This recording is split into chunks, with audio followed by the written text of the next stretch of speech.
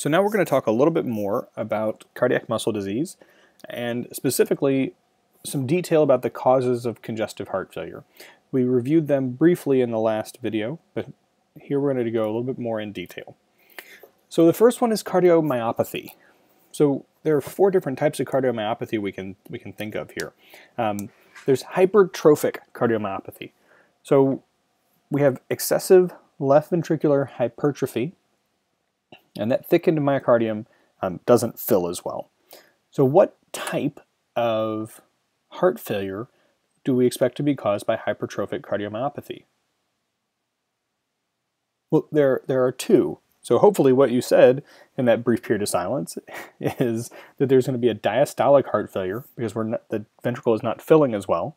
And there's probably going to be a systolic heart failure as well because the left ventricle is not pushing as much blood out because we have a smaller end diastolic volume. Now, there could be a restrictive cardiomyopathy. So if there is scarring from a heart attack, we tend to have less compliance of the muscle. So we have impaired diastolic filling and decreased contractile force during systole. So what kind of heart failure is this? There's going to be 3 answers here. So there could be a diastolic heart failure, right, because the ventricles aren't taking blood very well. There could be a systolic heart failure because of decreased contractile force during systole. And this could be in the left or the right side, right? This could be a left heart failure or a right heart failure. That hypertrophic cardiomyopathy tends to just be on the left side. Okay, dilated cardiomyopathy. So ventricular dilation happens so that we tend to have a kind of a floppy muscle. Okay, either the heart muscle doesn't become hypertrophic, but it keeps getting filled with blood and it can't squeeze it all out. So you basically have this, it's sort of like a balloon that keeps getting stretched out and it can't close all the way back, can't squeeze the blood out. What types of heart failure do you get with this? We end up with a diastolic heart failure and systolic heart failure. Because of that, we end up with a systolic heart failure. The blood can accept, the ventricle accepts lots and lots and lots of blood, but it doesn't squeeze blood out very well. So we have that systolic heart failure. And this can be on the right or the left side. And then the last one would be ischemic cardiomyopathy. So this is when the heart muscle, the myocardium, doesn't perfuse very well because of an MI. Okay, so this is, we might see this before we see any of these other ones, either the hypertrophic or the restrictive. This might be the first type of cardiomyopathy that we see after ischemia. So the next thing we have to talk about is that heart valve abnormality. So we could have valvular stenosis and we could have valvular insufficiency. Okay, so with stenosis, we think about a vessel that is not closing all the way. So let's look at the picture on the, stenosis is when it's blocked. Look at the picture on the bottom left. We have a normal mitral valve, and then we have mitral valve stenosis. You notice that when this mitral valve is open, there's a lot of space for that blood to come down. And on the right, when it's closed, or when it's open and there's stenosis, there's less blood that can go through. So that mitral valve could cause more blood to fill up in the atria. It's not getting down into the ventricle.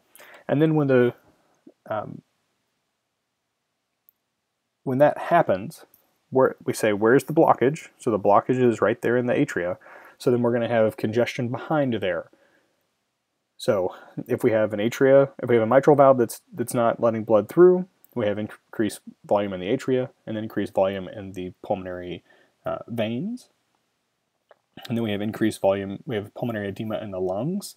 So that mitral valve stenosis tends to cause a right-sided heart failure, okay? Because that pump on the right side is what's eventually getting affected. Now, if we look at valvular insufficiency or an incompetent valve, you can see when we have a normal closure in the valve, in this picture we're looking from the left atrium into the left ventricle. If it's not closed all the way, as the ventricle squeezes, so you can see that the aortic valve is open there, some blood might get pushed back in to the left atrium. So the ventricle squeezes and blood should go through the aortic valve into the aorta, but some blood could squeeze up into the left atrium. This changes our cardiac output, and in fact it decreases the cardiac output because the blood is moving in the wrong direction.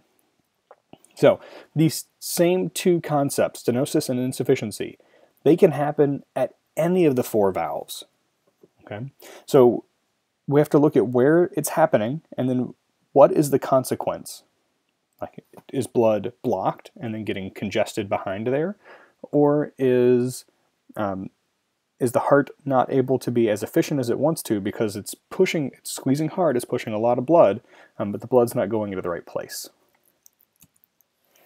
So when we have a heart valve abnormality, the way that we typically fix it is to do a valve replacement. So I have a picture here of during the surgery. I think that this picture on the left is a pig valve. The other type of valve we can have is a mechanical valve here on the right. So to replace a valve, you have to do a median sternotomy because you have to get to the heart. Now there's another type of surgery that is more and more common, which is a TVAR, a transvascular aortic valve replacement. So they can take, just like they would with a stent, and run up through your vessel and then deploy a replacement valve. Two things. The TVAR usually has a faster recovery because you don't have to have a median sternotomy, so that's really nice. But the success rate early on was not as good. We end up having two choices for valves. They can do a tissue valve, which is usually a porcine or pig valve. They can also do a mechanical valve. When you have the mechanical valve, you must be anticoagulated for the rest of your life. So we're looking, because you tend to get clots on the valve, you're looking for anticoagulant values of 2.5 to 3.5 times the normal value. So that would be an INR of 2.5 to 3.5, or it would be a PTT of 2.5 to 3.5 times the normal value. Typically we're looking at Coumadin for these patients because since it is a chronic anticoagulation, they are on this at home. So it would be important in the outpatient setting to see if your patient, if they have a history of heart valve, ask them what anticoagulant they're taking. And in the acute care setting, you were going to check a lab value to make sure that they're not hyper. You don't want them to have an INR that is too high, right? Because that can be dangerous for patients. This is the picture of the TVAR. So the catheter comes up through the aorta into the valve, and then they deploy the artificial valve inside of the remnants of the aortic valve. Now, congenital heart disease, this can cause trouble leading to heart failure. So most of these, in fact all of them, are defects where atrial and ventricular blood are mixing. So early during your gestation, you have a number of places where blood, arterial and venous blood are intermixing. The Firmino Valley, ductus anterior, ductus venosus.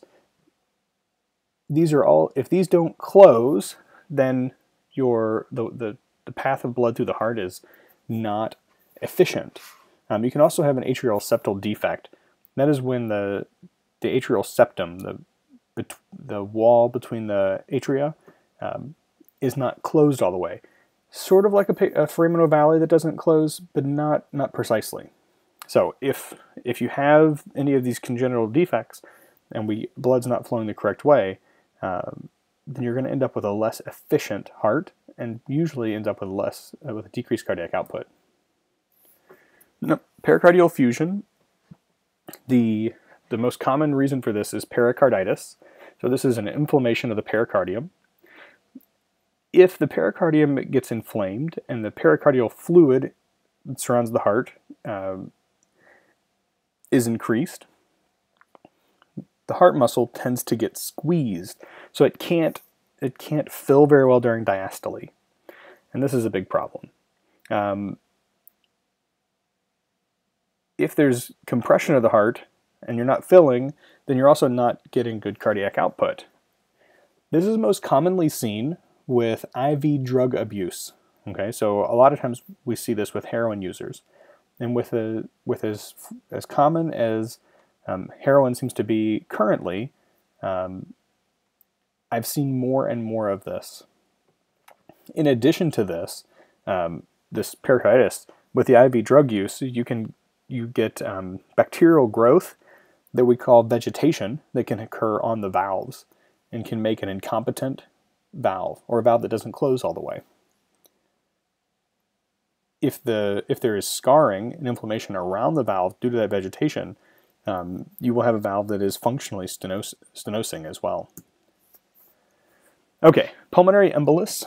This is a blood clot in the lung, in the arterial vessels in the lung. So it's you have increased pulmonary artery pressures because blood's not flowing. When you have increased pulmonary artery pressures, the workload of the right ventricle becomes intense,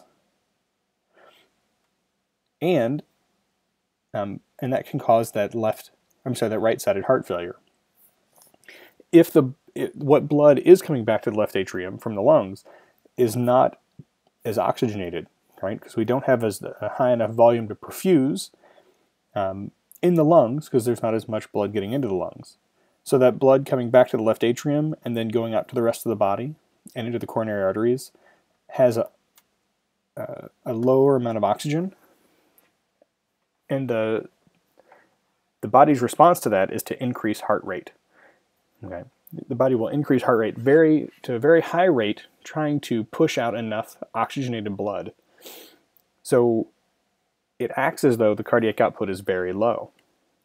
This combination of things, where you have a high heart rate with a high myocardial demand for oxygen, and you have blood that's coming back that is not very oxygenated, causing an ischemic situation. So you get ischemia leading to heart attack of the heart due to this blockage of the pulmonary artery. So we talked about the edema that can happen with spinal cord injury. There's also a decreased sympathetic nerve input into the cardiovascular system. And when that happens, we end up with a change in the heart rate and a change in the force of contraction. So these can lead to an inefficient movement of fluid to the heart and a congestive heart failure.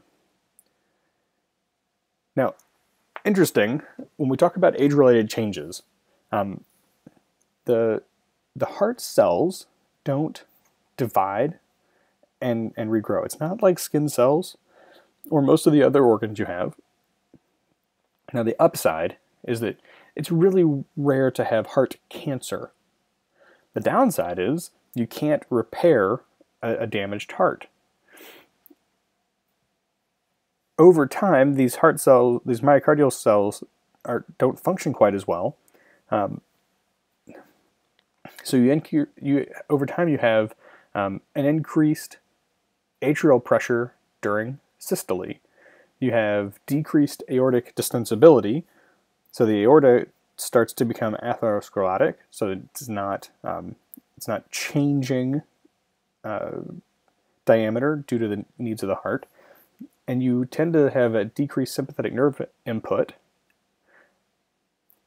You add that to age-related changes to the left ventricular hypertrophy, and what we end up with is a lower heart rate at rest and a lower heart rate at exercise.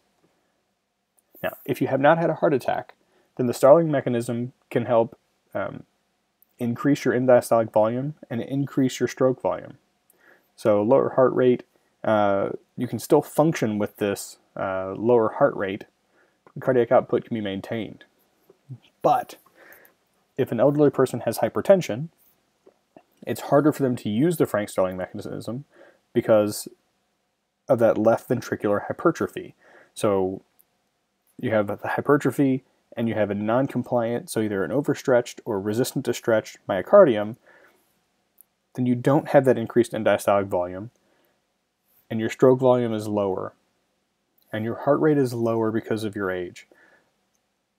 So this is that situation where we end up with the heart failure. Is hypertension a common diagnosis for elderly people? Yes, it is. So it is much more common to see the second bullet point. An elderly person who has hypertension that can't use the Starling mechanism, who has a decreased cardiac output. Now, these people who are in that situation are not able to maintain their cardiac output during exercise. So then we're not getting that aerobic conditioning for the heart. So this is this cycle that will continue to happen. The other thing we need to remember is that a lot of times the medications that a patient takes for hypertension